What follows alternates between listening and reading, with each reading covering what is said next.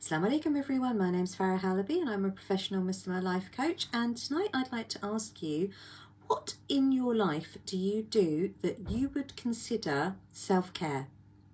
What in your life do you do that is for you, that helps you, that nourishes you, that nurtures you, that you do for yourself? And the reason I'm asking is because, can't speak today, is because, subhanAllah, I've had a lot of conversations today with amazing Muslim women who are successful in their businesses, in their homes, in their lives. They have a lot of things that they have accomplished, that they have achieved in various arenas of their life. But there is this sense that that achievement and that accomplishment comes at the expense of themselves, even though they're the ones that are running their businesses, running their homes, interacting with their communities, raising their families, looking after. One lady I spoke to today is caring for elderly parents whilst holding down a full-time job, and also she has a lot of community commitments that she has, subhanAllah, and she's doing a lot of things, and she is, mashallah, amazing. She is an accomplished woman, she is very, very competent, and she has the inclination and the desire to be of service. However, when it comes to herself, she is all day long able to advise, counsel, help, support her parents. She does that for her colleagues. She does that in her community. She is able to see a need in people and help them with it. She sees potential in people. She is one of those women that raises others up. Subhanallah, she is, mashallah, she is amazing. However, when it comes to herself, it's almost like she comes way down on the priority list, that in doing all that she's doing requires every atom, every bit of energy, time and focus that she has, that there is nothing left for her. But not only is there nothing left for her, the thought of actually giving time to her doesn't enter her mind. If anything, she feels selfish when she thinks about what she could do for herself. And I find this a lot with the women that I work with, that there is this twist, this disconnect, this misalignment with being of service to others, giving to others, and doing that as almost that being or requiring every ounce of their energy, that they have nothing left for themselves. But even if they did, they wouldn't attend to themselves. It's almost like I say, they don't even make it on their to-do list, to care for list, that by looking after themselves, that by attending to themselves is selfish. And when we do that, when we look at why that is, there are some dodgy beliefs, let's just say, about what self-care is, what the act of serving is, and what constitutes selfish. Is it selfish to look after yourself? Because if you're looking after yourself, that's not to the detriment of others. If anything, that is helping you give to others from a place of fulfillment, from a place of nourishment, from a place of energy. What you're giving, what you're putting out there in your community, in your business, in your world, isn't the last dregs of yourself. It's the best of you, because you have filled your cup, which sounds a bit like a cliche, but you can't give what you don't have. But when we feel that we have to, that's when you're going to get burnout, overwhelmed, feeling really disconnected, feeling really resentful, and feeling actually, what is the point? What is the point of all of this? Because you are trying to fill a need within yourself by serving others, which is, hamza, that's lovely. But Other people, bring it down to what you are accountable for and responsible for and what you can do. Other people can't worship Allah subhanahu wa ta'ala for you. No one else can do that for you. Only you can do that for yourself. No one else can connect to Allah subhanahu wa ta'ala for you.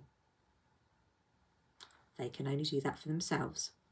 No one else can nourish you for you.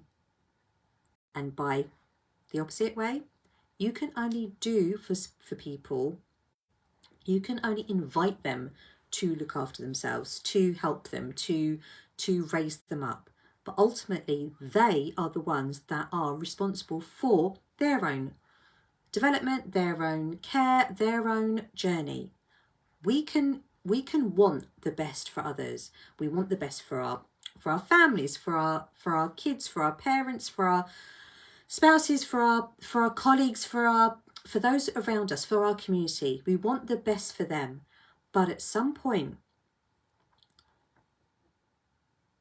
there's the payoff. Can we raise others? Can we fulfill others? Or can we help them nourish and fulfill themselves?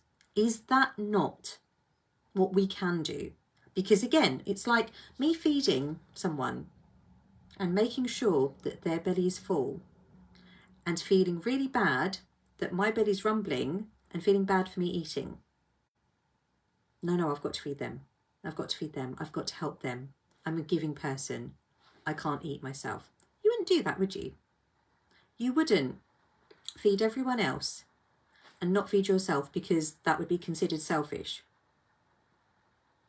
You are in need of sustenance. You are in need of care, of rest, of nourishment. That's not being selfish.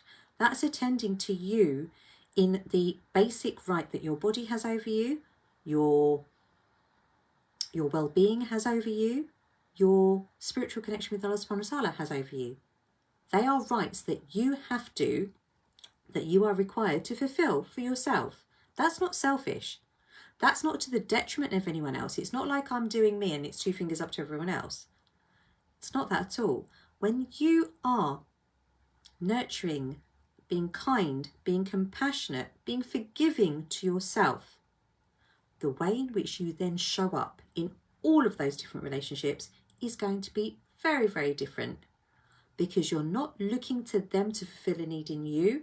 You are already whole, valid, valued, worthy, confident, competent, capable, enough, that when you go out and you give, you're not giving in a way that depletes you. You are giving the best of you from the best of you. You're giving from a full cup, not from one that is empty, chipped and leaking. So, in this rather long live this evening, I'm going to ask you, what does self-care mean for you? And if you are a professional Muslim woman and you are feeling depleted, overwhelmed, exhausted, you have a lot going on, you are a giver, you have a lot of responsibilities, and you are feeling at the moment that those responsibilities, those roles that you have are weighing you down, that they're not going the way that you want, that you are not feeling the way that you want to feel in each of those relationships, in each of those roles, and you want that to stop, but you just don't know how. Maybe you are, maybe you have that belief that looking after yourself is selfish. Maybe you have that thought knocking around that you need to put the needs of others first, and that by looking after yourself, that somehow means that you can't take care of anyone else.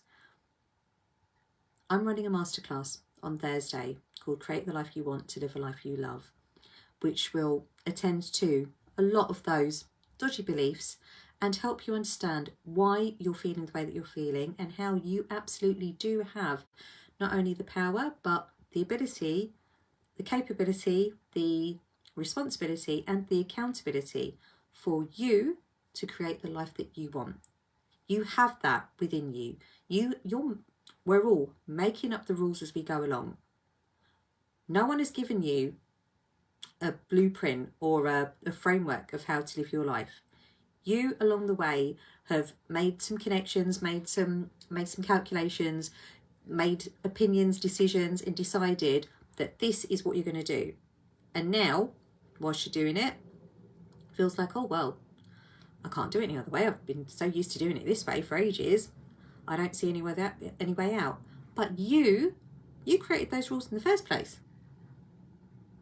So create ones that work and serve you, that benefit you, that allow you to bring your amazingness to the world in a way that doesn't deplete you, doesn't demean you, doesn't exhaust you, but actually has the opposite effect, that you can bring the best of you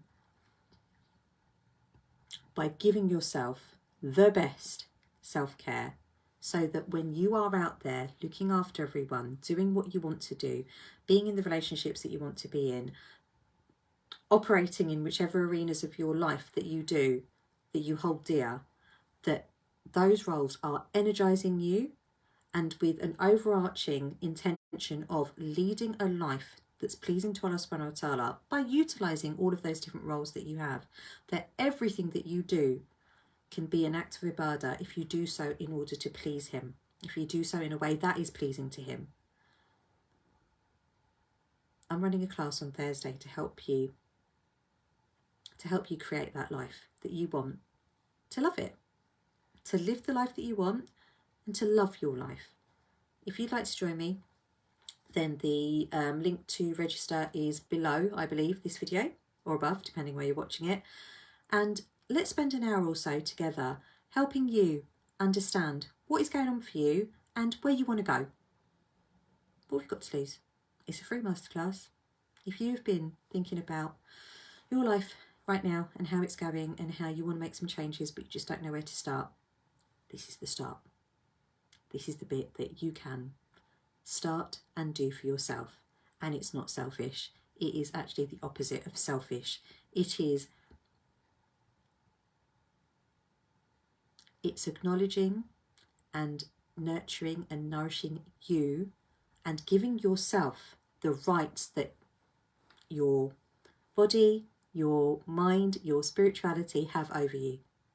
It is you taking the leadership in your life so that you can go out there and be that person in each of the fields that each of the roles that you play, in a way that is the most enthusiastic, the most inspired, the most motivated, in a way that energizes you and serves you, and that pleases Allah subhanahu wa ta'ala.